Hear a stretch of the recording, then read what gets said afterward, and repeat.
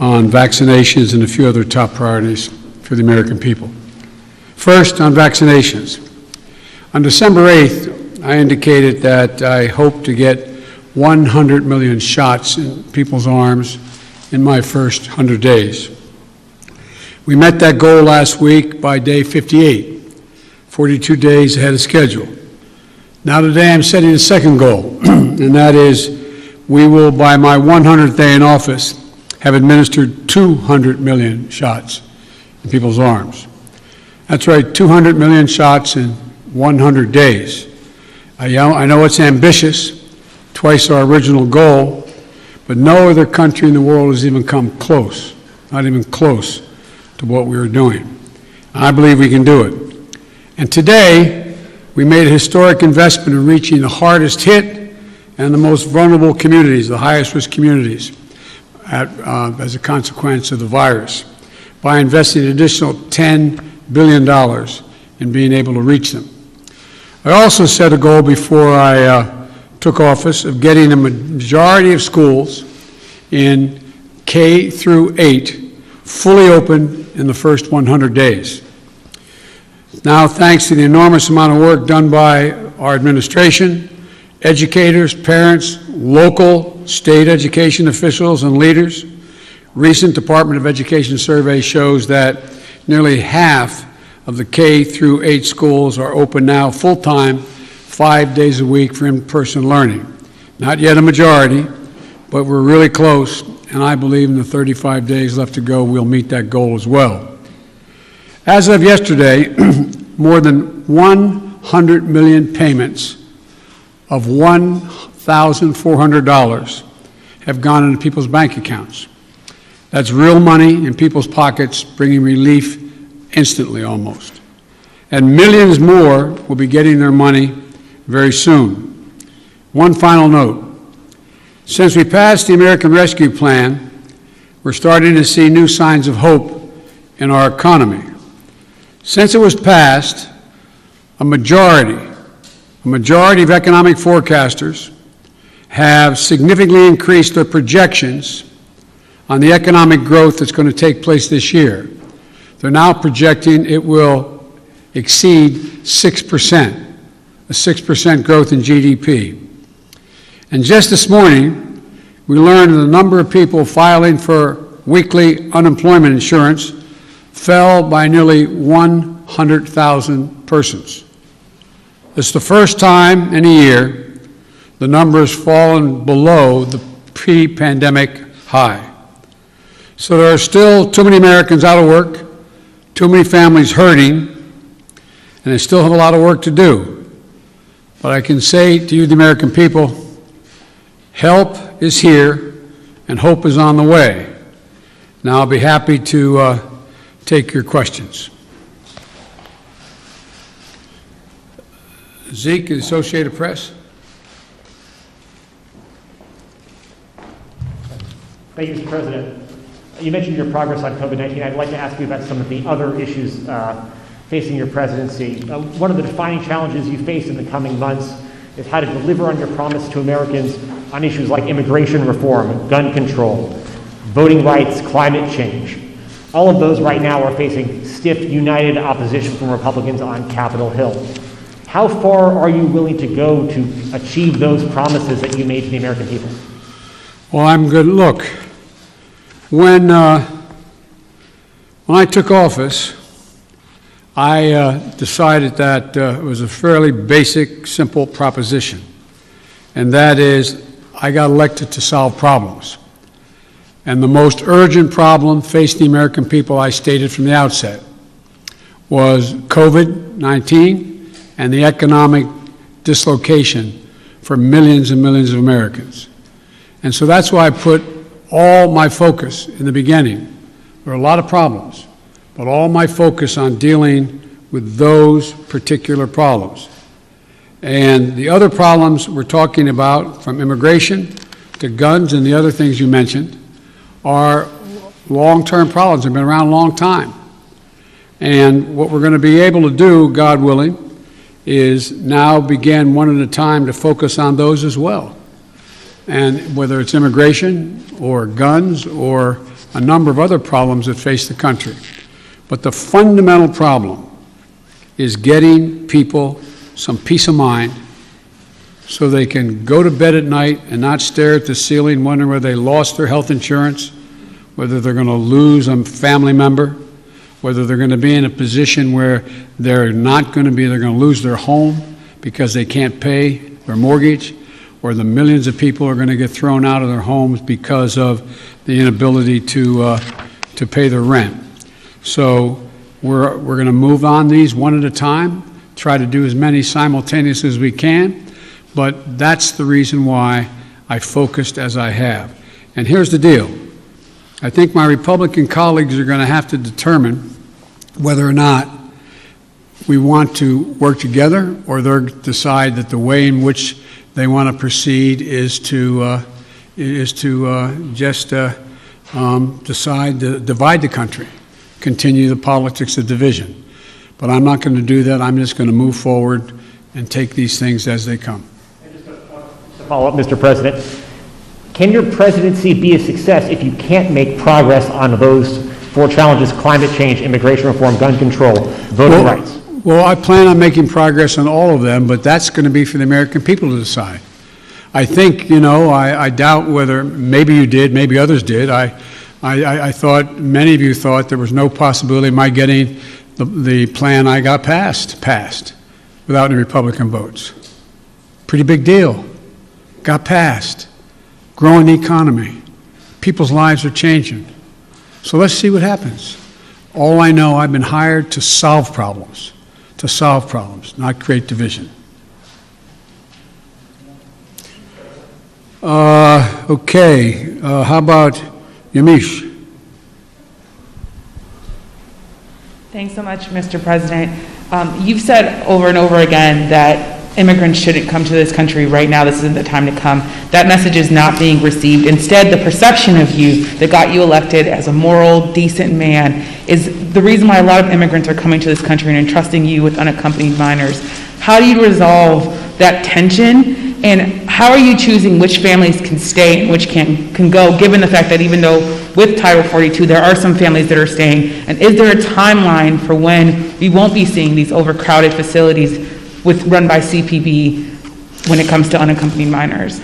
Well, look, I guess I should be flattered. People are coming because I'm the nice guy. That's the reason why it's happening. That I'm a decent man, or however it's phrased. That's why they're coming, because Biden's a good guy. Truth of the matter is, nothing has changed.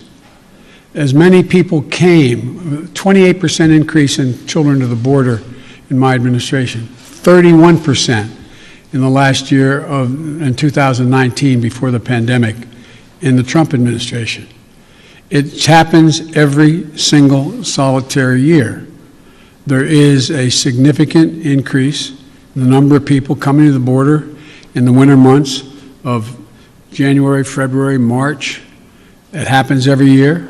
In addition to that, there is and by the way, does anybody suggest that there was a 31% increase under Trump because he was a nice guy and he was doing good things at the border? That's not the reason they're coming. The reason they're coming is that it's the time they can travel with the least likelihood of dying on the way because of the heat in the desert, number one. Number two, they're coming because of the circumstances in country. In country. The way to deal with this problem, and I started to deal with it back when I was United States Vice President, putting together a bipartisan plan of over $700 million to do with the root causes of why people are leaving. What did Trump do? He eliminated that funding. He didn't use it. He didn't do it. And in addition to that, what he did, he dismantled all the elements that exist to deal with what had been a problem and has been continued to be a problem for a long time. He, in fact, shut down the number of beds available. He did not fund HHS to get the children out of those Border Patrol facilities where they should not be and not supposed to be more than a few days, a little while. But he dismantled all of that. And so what we're doing now is attempting to rebuild the system that can accommodate than what is happening today. And I'd like to think it's because I'm a nice guy, but it's not. It's because of what's happened every year. Let me say one other thing on this. If you take a look at the number of people who are coming, the vast majority, the overwhelming majority of people coming to the border and crossing are being sent back. Are being sent back. Thousands, tens of thousands of people who are over 18 years of age and single people, one at a time coming, have been sent back, sent home. We're sending back the vast majority of the families that are coming. We're trying to work out now with Mexico their willingness to take more of those families back. But that's what's happening. They're not getting across the border. And those who are coming across the border who are unaccompanied children, we're moving rapidly to try to put in place what was dismantled, as I said. For example, of all the children who are coming across the border, over 70% are either 16 or 17 years old. We're not talking about people ripping babies from mother's arms or little 3-year-olds standing on the border. Less than, I think it's 1.5% fall in the category of the very young. So what we're doing is we're providing for the space, again, to be able to get these kids out of the Border Patrol facilities, which no child, no one should be in any longer than 72 hours.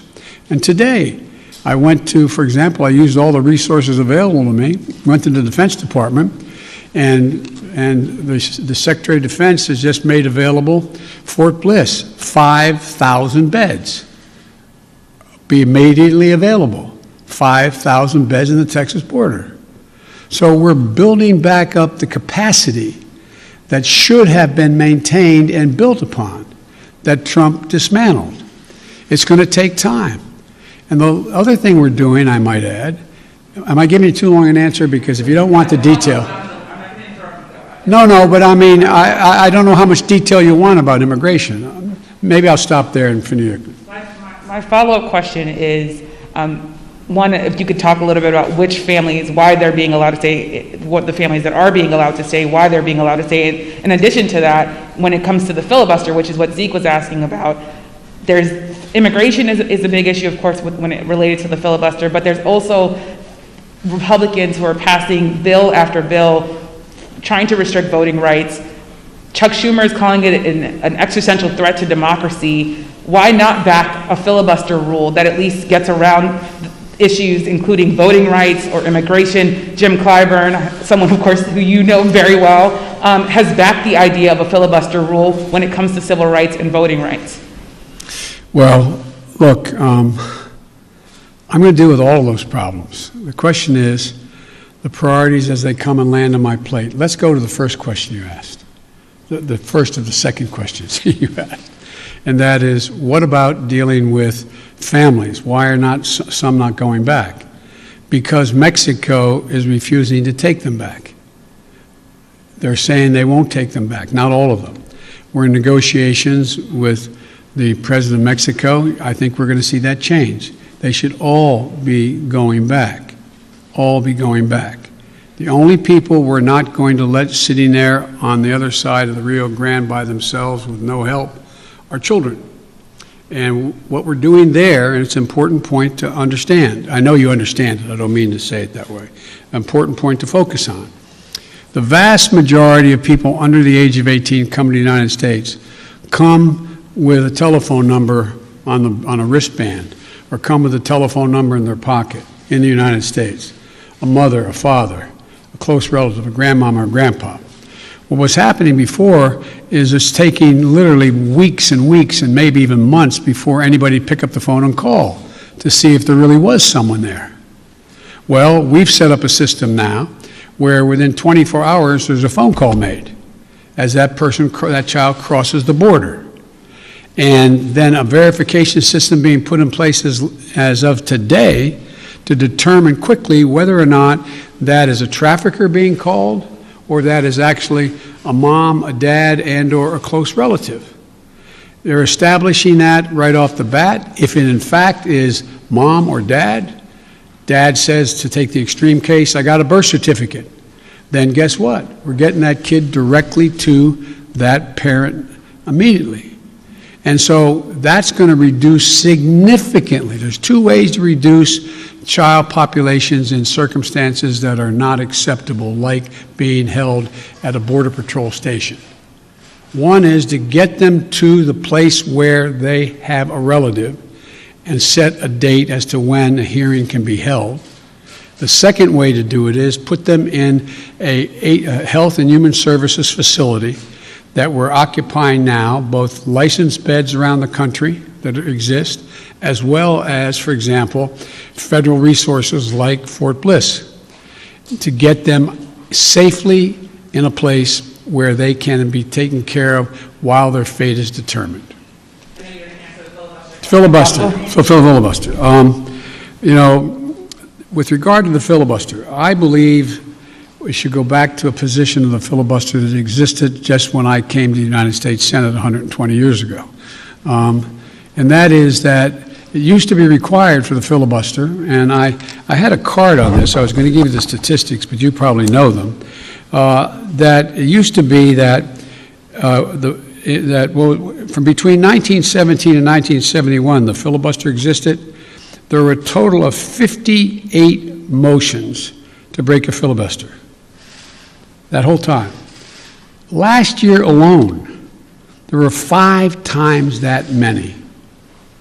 So it's being abused in a gigantic way.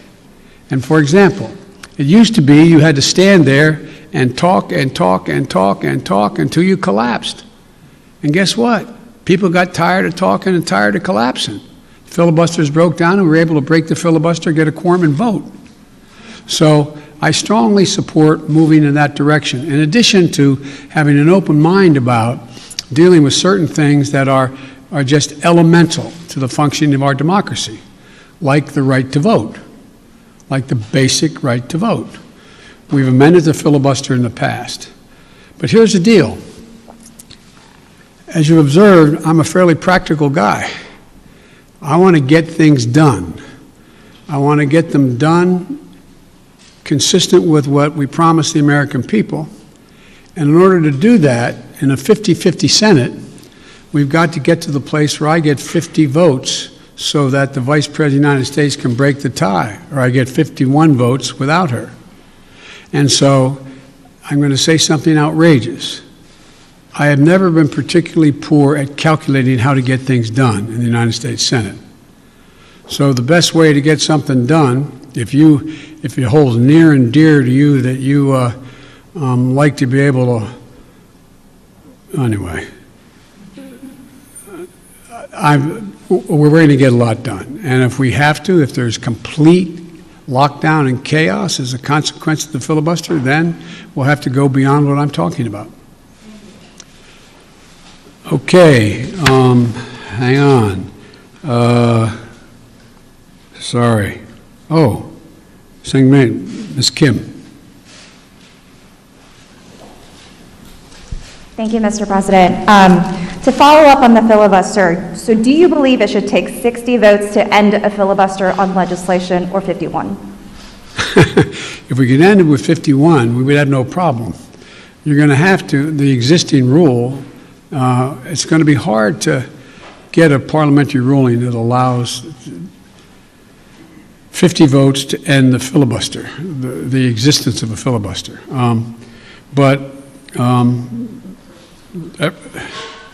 It's not my expertise in what the parliamentary rules and how to get there are, but our preoccupation with the filibuster is totally legitimate. But in the meantime, we got a lot we can do while we're talking about what we're going to do about the filibuster. Let me get here. Okay. Cecilia Vega. I'd like to circle back to immigration, please. You just listed the reasons that people are coming, talking about in-country problems, saying that it happens every year. You blamed the last administration. Sir, I just got back last night from a reporting trip to the border where I met 9-year-old Josel, who walked here from Honduras by himself, along with another little boy. He had that phone number on him, and we were able to call his family. His mother says that she sent her son to this country because she believes that you are not deporting unaccompanied minors like her son. That's why she sent him alone from Honduras. So, sir, you blame the last administration, but is your messaging in saying that these children are and will be allowed to stay in this country and work their way through this process, encouraging families like Josel's to come? Well, look,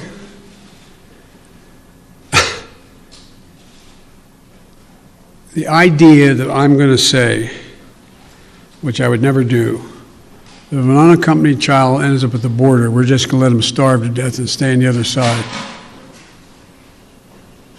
No previous administration did that either, except Trump. I'm not going to do it. I'm not going to do it. That's why I've asked the Vice President of the United States yesterday to be the lead person on dealing with focusing on the fundamental reasons why people leave Honduras, Guatemala, El Salvador in the first place. It's because of earthquakes, floods. It's because of lack of food. It's because of gang violence. It's because of a whole range of things that when I was vice president had the same obligation to deal with unaccompanied children. I was able to get it slowed up significantly by working with the heads of state of those communities to do things like in one of the major cities, the reason people were leaving is they couldn't walk the street because their kids were getting beat up or shot or gang violence.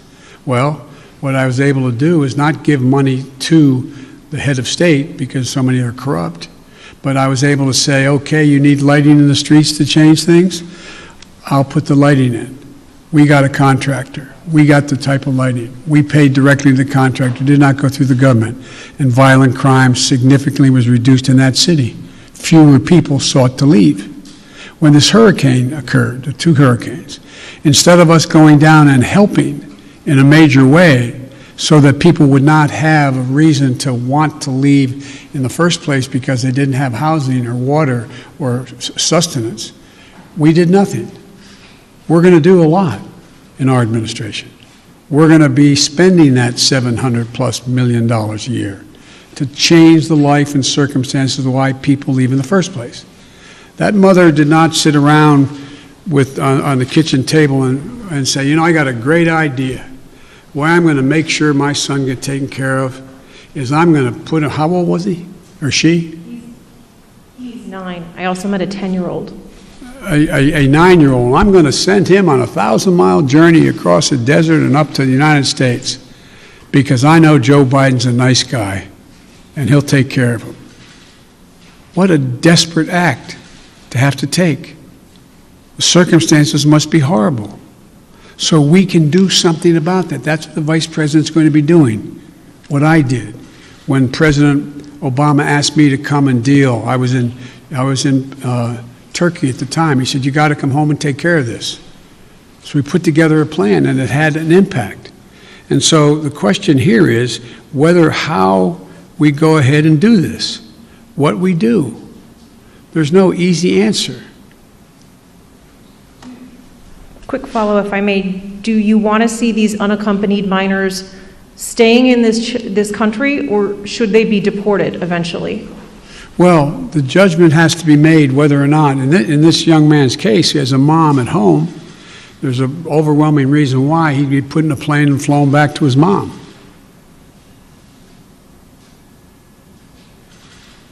Follow, sir. You mentioned circumstances that must be horrific. The Customs and Border Protection Facility in Donna, Texas, I was there, is at 1,556% capacity right now with mostly unaccompanied minors. There are kids that are sleeping on floors. They are packed into these pods. I've spoken to lawyers who say that some of these children have not seen the sun in days. What's your reaction? What is your reaction to these images that have come out from that particular facility? Is what's happening inside acceptable to you? And when is this going to be fixed? That's a serious question, right? Is it acceptable to me? Come on. That's why we're going to be moving 1,000 of those kids out quickly. That's why I got Fort Bliss opened up. That's why I've been working from the moment this started to happen to try to find additional access for children to be able to safely, not just children, but particularly children, to be able to safely be housed while we follow through on the rest of what's happening. That is totally unacceptable.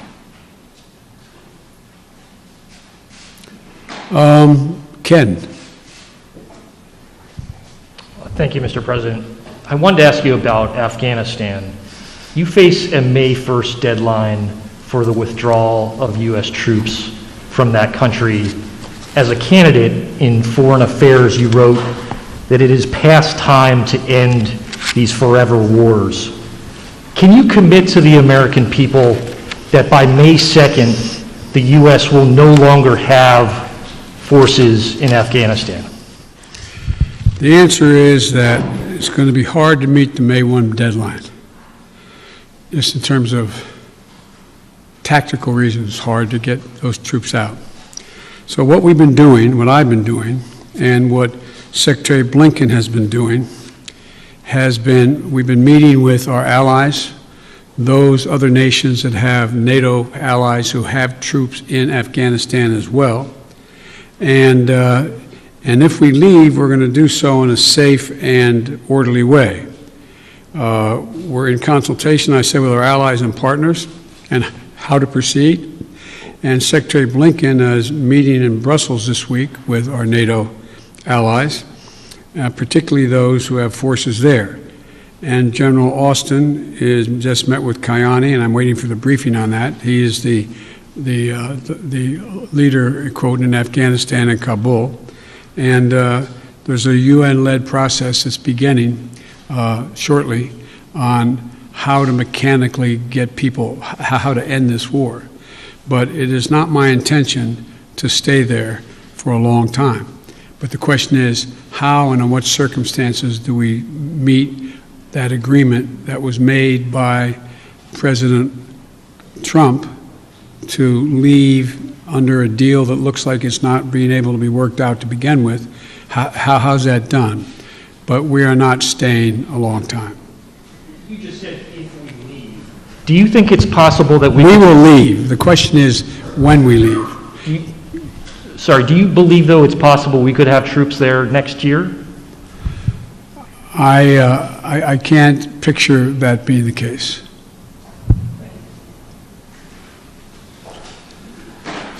Okay, Kristen.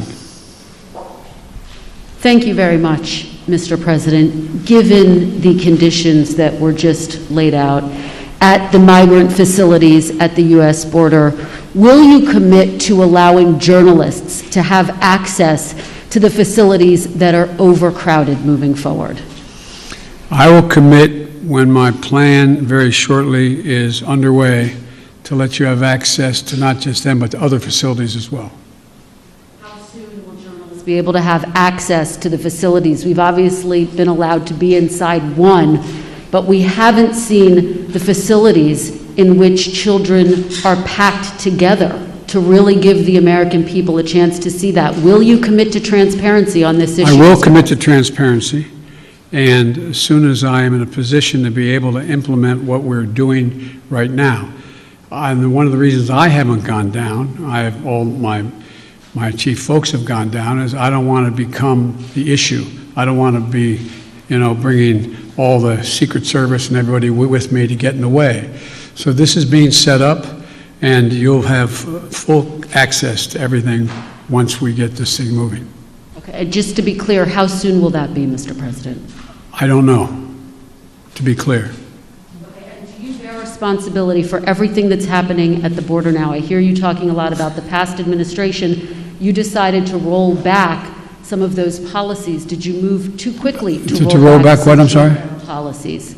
Did you move too quickly to roll back some of the executive orders of your predecessor? First of all the policies that are underway were not helping at all. Did not slow up the amount of immigration and as many people coming. And rolling back the policies of separating children from their mothers, I make no apology for that. Rolling back the policies of remain in Mexico, sitting on the edge of the Rio Grande in a muddy circumstance with not enough to eat, I make no apologies for that. I make no apologies for ending programs that did not exist before Trump became president. that have an incredibly negative impact on the law, international law, as well as on human dignity. And so I make no apologies for that. To ask you about foreign policy, Mr. President. Overnight, we learned that North Korea tested 2 ballistic missiles. What, if any, actions will you take, and what is your red line on North Korea? Let me say that, number one, UN Resolution 1718 was violated by those particular missiles that were tested, number one. We're consulting with our allies and partners, and there will be responses if they choose to escalate. We will respond accordingly. But I'm also prepared for some form of diplomacy, but it has to be conditioned upon the end result of denuclearization. So that's what we're doing right now, consulting with our allies. Just very quick follow-up. You only got another hour now, okay? Diplomacy, can you define what you mean? And former President Obama warned the incoming President Trump that North Korea was the top foreign policy issue that he was watching. Is that how you assess the crisis in North Korea? Yes. Okay, hang on a second here. Kristen, Nancy, CBS. Thank you very much, Mr. President. I want to go back to voting rights. And as Yamiche mentioned, Republican legislatures across the country are working to pass bills that would restrict voting, particularly Democrats fear impacting minority voters and young voters, the very people who helped to get you elected in November. Are you worried that if you don't manage to pass voting rights legislation, that your party is going to lose seats and possibly lose control of the House and the Senate in 2022? What I'm worried about is how un-American this whole initiative is. It's sick. It's sick. Deciding in some states that you cannot bring water to people standing in line, waiting to vote. Deciding that you're going to end voting at 5 o'clock when working people are just getting off work. Deciding that there will be no absentee ballots under the most rigid circumstances. It's all designed, and I'm going to spend my time doing 3 things. 1, trying to figure out how to pass the legislation passed by the House, number 1. Number 2, educating the American public. The Republican voters I know find this despicable. Republican voters, the folks out outside this White House. I'm not talking about the elected officials. I'm talking about voters. And so I'm convinced that we'll be able to stop this because it is the most pernicious thing. This makes Jim Crow look like Jim Eagle. I mean, this is gigantic, what they're trying to do. And it cannot be sustained. And do everything in my power, along with my friends in the House and the Senate, to keep that from becoming the law. Is there anything else you can do about it besides passing legislation? The answer is yes, but I'm not going to lay out a strategy in front of the whole world and you now. And then on a related note, have you decided whether you are going to run for re-election in 2024? You haven't set up a re-election campaign yet, as your predecessor had by this time. My predecessor needed to. My predecessor. Oh, God, I miss it. Have you? No, the answer is yes. My plan is to run for re-election. That's my expectation. And then on one other note, on bipartisanship, your old friend, Mitch McConnell, says you have only spoken to each other once since you took office, and that you have moved far left since taking office. Do you see it the same way he does? Have you rejected bipartisanship? No, I haven't at all. I've been meeting. When's the last time a president invited the opposite party down at least a half a dozen times to talk about issues, everything from how we work. We're working with a group of 20 members of the Senate right now and House on how we reestablish our ability to make computer chips, and how we get ahead of the game, how we can work together. We're working together on a bunch of things. But look, I know Mitch well. Mitch knows me well. I would expect Mitch to say exactly what he said. But this is a matter of making sure that I would like elected Republican support. But what I know I have now is I have electoral support from Republican voters. Republican voters agree with what I'm doing. And so unless Mitch says the last thing I did, this last piece of legislation is so far left, well, then he ought to take a look at his party. Over 50% of them must be over that edge as well, because they support what I did. Okay, where am I here? Let me see. Caitlin? Thank you very much, Mr. President. I have a question for you, but first, I'd like to follow up on a question from Yamiche, and that's on the filibuster. That counts as a question, but go ahead. Okay, I'll make it quick. It's a quick question. Regarding the filibuster, at John Lewis's funeral, President Barack Obama said he believed the filibuster was a relic of the Jim Crow era. Do you agree? Yes. If not, why not abolish it if it's a relic of the Jim Crow era?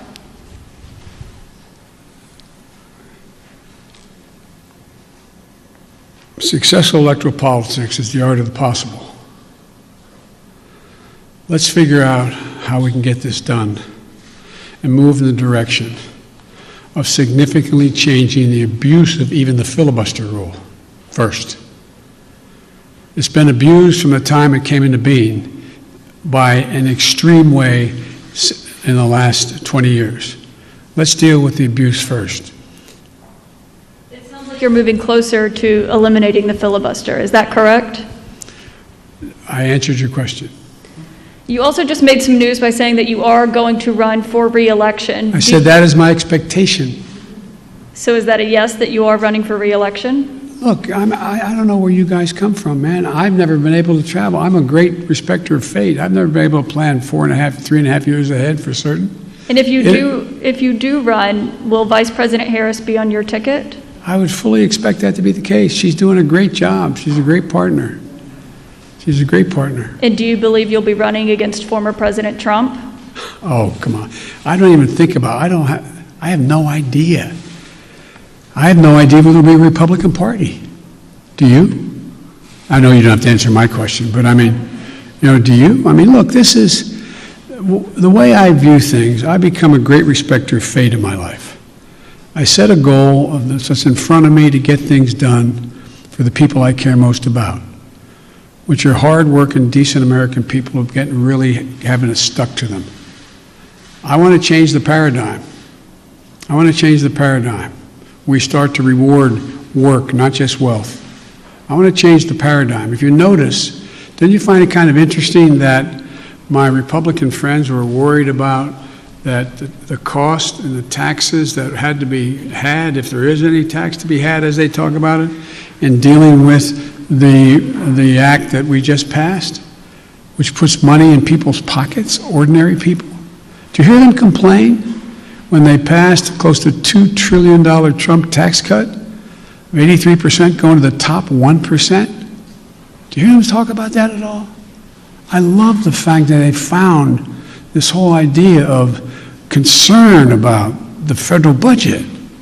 It's kind of amazing. When the federal budget is saving people's lives, they don't think it's such a good idea. When the federal budget is feathering the nest of the wealthiest Americans, 90 of the Fortune 500 companies making billions of dollars, not paying a cent in taxes, reducing taxes to the point that people who are making, if you're a husband and wife, a school teacher, and a cop, you're paying at a higher rate than the average person making $1 billion a year is. Something's wrong. Their newfound concern.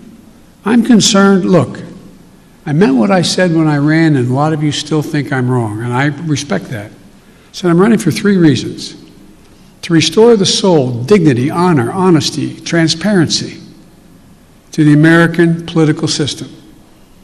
2, to rebuild the backbone of this country, the middle class, hardworking people and people struggling to get in the middle class. They built America, and unions built them. The third reason I said I was running was to unite the country. And generically speaking, all of you said, no, you can't do that. Well, I've not been able to unite the Congress, but I've been uniting the country based on the polling data. We have to come together. We have to. So from my perspective, you know, it's, to me, it's about just, you know, getting out there, putting one foot in front of the other, and just trying to make things better for people. Just hard-working people. People get up every morning and just want to figure out how to put food on the table for their kids, be able to have a little bit of breathing room, being able to have, make sure that they go to bed not staring at the ceiling like my dad did, wondering whether, since he didn't have health insurance, what happens if mom gets sick or he got sick. These are basic things. Basic things. And I'm of the view that the vast majority of people, including registered Republicans by and large, share that same view, that same sense of what is, you know, what's appropriate. Justin Sink, Bloomberg. Thanks, Mr. President. I wanted to ask about your relationship with China now that you've been in office for a couple months. There's obviously the meeting in Alaska that was a little theatrical, and there's the continued human rights abuses. So today, I'm wondering, are you more likely than you were when you came into office to maintain tariffs on China? Are you considering banning imports of forced labor products? And would you consider cutting off U.S. investment or Chinese access to international payment systems? Look, they're each specifically legitimate questions, but they only touch a smidgen of what the relationship with China really is about. I've known Xi Jinping for a long time.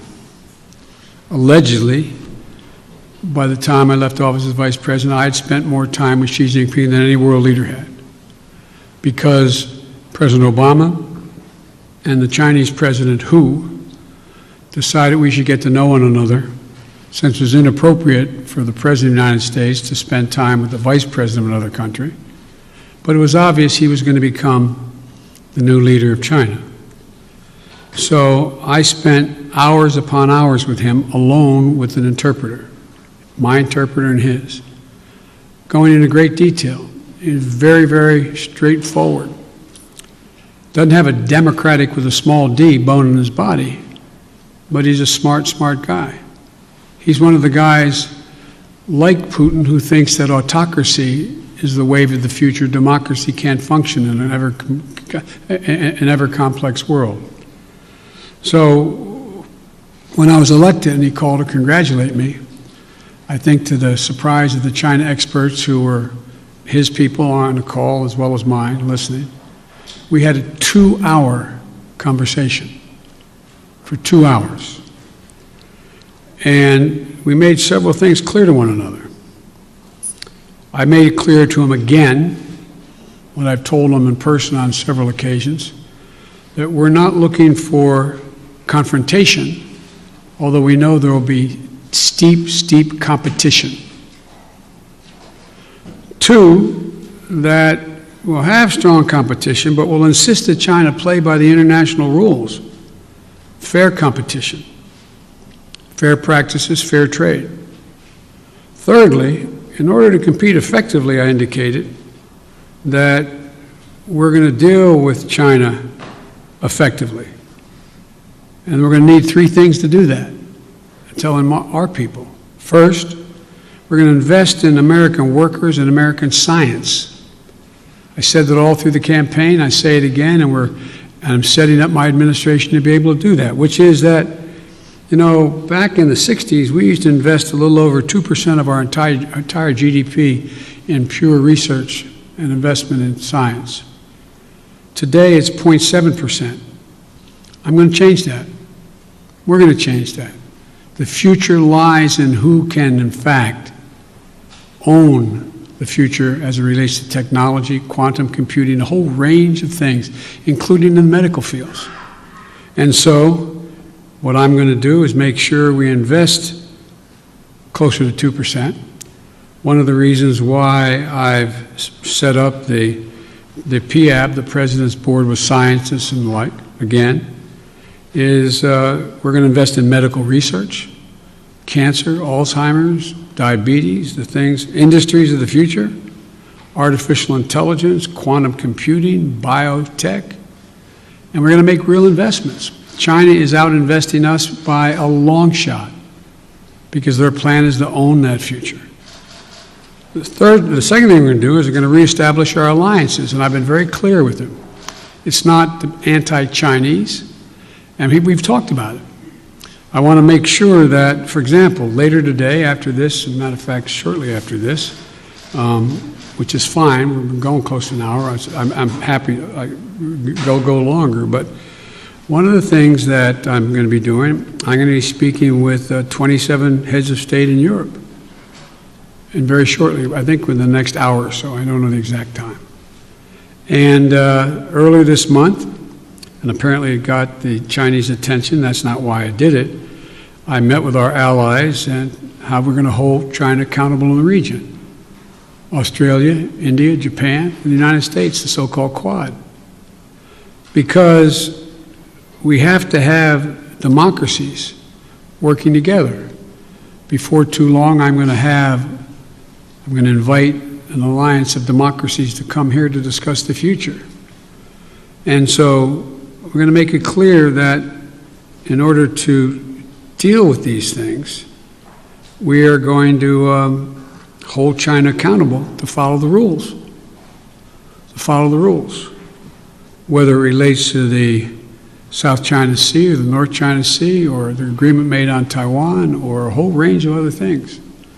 And the third thing, and the thing that I admire about dealing with Xi is he understands, he makes no pretense about not understanding what I'm saying any more than I do him. I pointed out to him, no leader can be sustained in his position or her position unless they represent the values of the country. And I said, Mr. President, as I've told you before, Americans value the notion of freedom. America values human rights. We don't always live up to our expectations, but there's a value system. We are founded on that principle. And as long as you and your country continues to so blatantly violate human rights, we are going to continue in an unrelenting way to call to the attention of the world and make it clear what's happening. And he understood that. I made it clear that no American president, at least one did, but no American president ever backed down from speaking out of what's happening to the Uyghurs, what's happening in Hong Kong, what's happening in country. That's who we are. The moment a president walks away from that, as the last one did, is the moment we begin to lose our legitimacy around the world. It's who we are. So I see stiff competition with China. China has an overall goal, and I don't criticize them for the goal, but they have an overall goal to become the leading country in the world, the wealthiest country in the world, and the most powerful country in the world. That's not going to happen on my watch, because the United States is going to continue to grow and expand. All right, just to follow up on the meeting of democracies, is that where you expect in a multilateral way to make these decisions about sanctions or No, that's not where I make the decision. That's where I make sure we're all on the same page. All on the same page. Look, I predict to you, your children or grandchildren are going to be doing their doctoral thesis on issue of who succeeded, autocracy or democracy. Because that is what is at stake. Not just with China. Look around the world. We're in the midst of a fourth industrial revolution of enormous consequence. Will there be middle class? How will people adjust to these significant changes in science and technology the environment. How will they do that? And our democracy is equipped because all the people get to speak, to compete. It is clear, absolutely clear, and most of the scholars I dealt with at Penn agree with me around the country, that this is a battle between the utility of democracies in the 21st century and autocracies. If you notice, you don't have Russia talking about communism anymore. It's about an autocracy. Demand decisions made by a leader of a country. That's what's at stake here. We got to prove democracy works. Mr. President, sorry, I know you haven't had a chance to address the tragedies in Georgia and Colorado. You had said to stay tuned for actions that you might take on gun control. Wondering if you've made a decision either about sending the manufacturer liability bill that you had promised on day one to Capitol Hill, or executive actions like going after ghost guns or giving money to cities and states to battle gun control. All the above. It's a matter of timing. As you've all observed,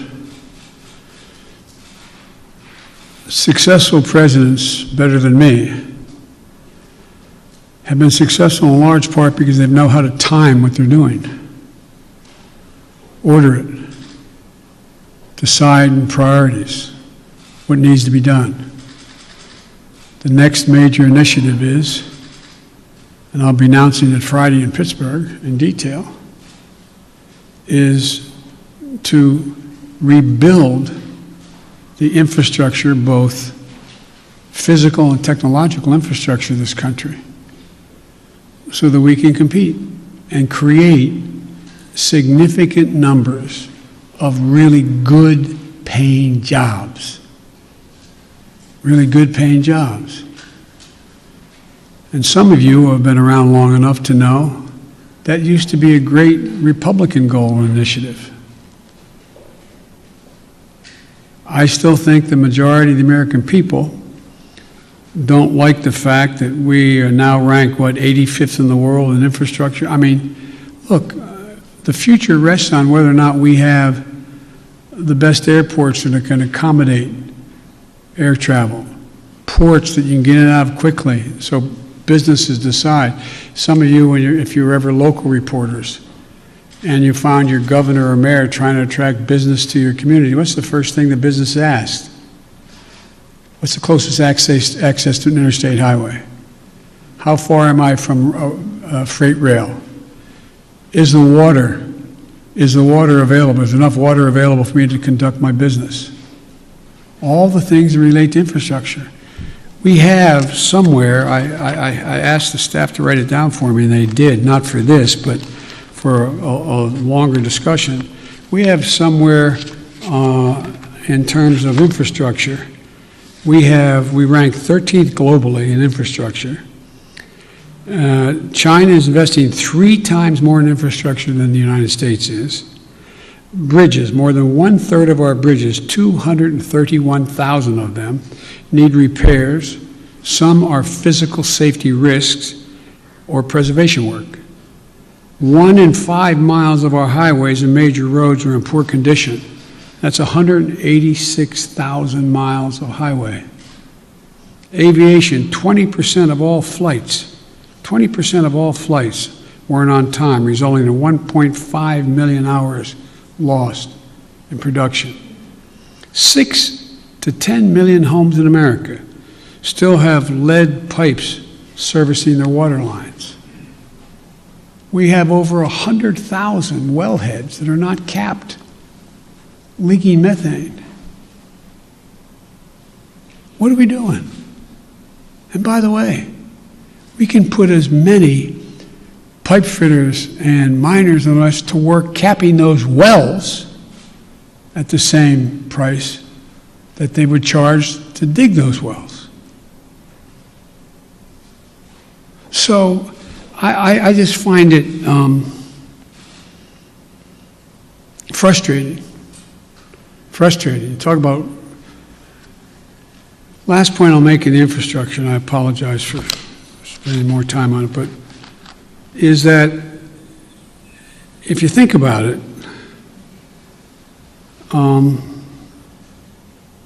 it's the place where we will be able to significantly increase American productivity, at the same time providing really good jobs for people.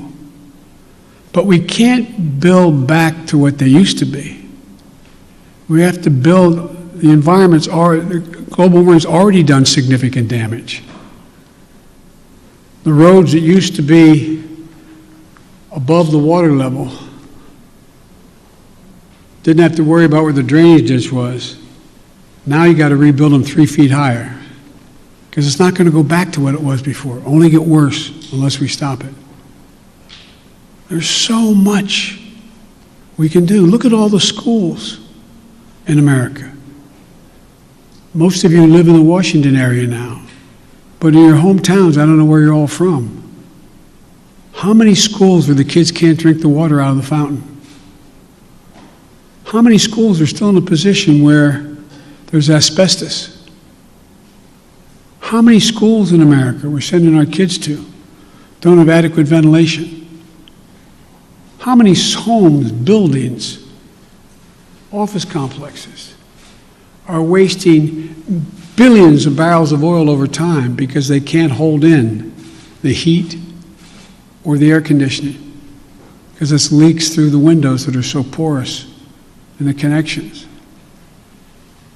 It's amazing. So there's so much we can do that's good stuff, makes people healthier, and creates good jobs. And I think that I got one more question here. And Janet from Univision. Thank you, Mr. President. We too have been reporting at the border, and just like Cecilia, we ran into a pair of siblings who came in on Monday, were detained by CBP, had the phone number for their mother who lives in the U.S. We have contacted the mother. That's the only way they know her kids are here, because CBP today, Thursday, has not contacted that mother. So when can we expect your promise of things getting better with contacting and expediting? Well, they're already getting better, but they're going to get they're going to a whole hell of a lot better real quick, or we're going to hear some people leaving. Okay? We can get this done. We're going to get it done. I had a long meeting with the entire team and several cabinet level officers the other night. We're going to be moving within the next week over 100,000, 1,000 people out of the Border Patrol into safe, secure beds and facilities. We're going to significantly ramp up. We're already out there contacting everyone from getting some of the employees at HHS. There's a lot of them doing other things and move them into making those calls. We're in the process of rearranging and providing for the personnel needed to get that done. But I admire the fact that you were down there, you're making the calls yourself. It's real. The next thing that has to happen, though, as you well know, has to happen, there have to be some certitude that this is actually mom, dad, or whomever. And there's ways to do that. There's ways to do that, a little bit like determining whether or not you got the right code for your credit card. What was your dog's name, kind of thing. I'm being a bit facetious, but not really. And also seeking harder data, from DNA to birth certificates, which takes longer. So I want to do this as quickly, as humanly possible, and as safely as possible. As you well know, treating the root causes in Latin America doesn't change things overnight. How do you realistically and physically keep these families from coming to the U.S. when things will not get better in their countries right away? Well, I can't guarantee that, but I know, that old thing, the journey of 1,000 miles starts with the first step. You know as well as I do. You cover it. You have it's not like somebody's sitting on a hand-hewn table in Guatemala, in somewhere in Mexico or in Guadalupe saying, I got a great idea. Let's sell everything we have. Give it to a coyote. Have them take our kids across the border into a desert where they don't speak the language. Won't that be fun? Let's go. That's not how it happens. People don't want to leave. When my great-grandfather got in a coffin ship in the Irish Sea, expectation was he going to live long enough on that ship to get to the United States of America. But they left because of what the Brits had been doing. They were in real trouble. They didn't want to leave, but they had no choice. So I can't guarantee we're going to solve everything, but I can guarantee we can make everything better. We can make it better. We can change the lives of so many people. And the other thing I want to point out to you, and I hope you point out, I realize it's much more heart-wrenching, and it is, to deal with a 5 and 6 and 7-year-old. But you went down there and you saw the vast majority of these children, 70% are 16 years old, 17 years old, and mostly males. Doesn't make it good, bad, or indifferent, but the idea that we have tens of thousands of kids in these god-awful facilities that are really little babies crying all night, that's true. That's why we got to act. And yesterday, I asked my team, both the director of the two agencies as well as others, I asked them what would they in fact, and I asked their opinion because they're the experts, but I said, focus on the most vulnerable immediately. But there's no reason why in the next month as people cross the border, that phone call can't be made in the first 48 hours. And begin. If I may ask one last question, have you had any talks with Senate Republicans who are threatening this administration with not considering the immigration legislation that was passed in the House until the situation at the border has been resolved? No, because I know they have to posture for a while. They sort of got to get it out of their system. This is